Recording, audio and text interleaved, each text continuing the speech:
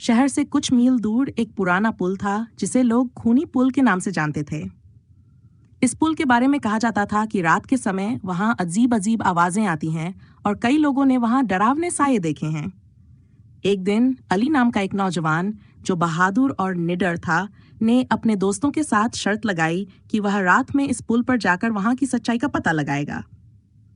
रात का समय था, चांद की रोशनी धीमी थी और चारों ओर अजीब सी खामोशी छाई हुई थी। अली ने अपनी टॉर्च उठाई और अकेले ही उस खूनी पुल की ओर चल दिया।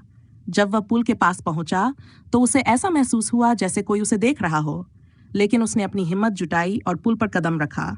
पुल पर पहुंचते ही उसे एक अजीब सी फुसफुसाहट सुनाई दी, जैसे कोई कह रहा हो, चले जाओ, ये जगह तुम्हारे लिए नहीं है। अली ने खुद को संभालते हुए कहा, कौन है? सामने आओ। मैं किसी से नहीं डरता। टॉर्च की रोशनी में अली ने देखा कि एक पुरानी खून से लथपथ चादर में लिपटी हुई छाया धीरे धीरे उसकी ओर बढ़ रही है। वह छाया एक औरत की थी जिसके चेहरे पर गहरे घाव थे और आंखों में एक अजीब चमक थी। औरत ने ठंडी आवाज में कहा, यह पुल मेरा है, यहाँ कोई जिंदा नहीं रह सकता। अली के हाथ कांपने लगे, लेकिन वह बोला, मैं ऐसी बातों में यकीन नहीं करता। अगर तुम्हें कुछ कहना है तो सामने आकर कहो।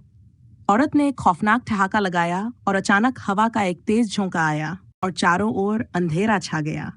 अब अली को अपने चारों ओर कदमों की आवाजें सुनाई दे रही थीं, लेकिन वह कुछ देख नहीं पा रहा था। अचानक उसे महसूस हुआ कि किसी ने उसके कंधे पर हाथ रखा है। वह चीखकर पलटना चाहता था, लेकिन उसके कदम जमे हुए थे।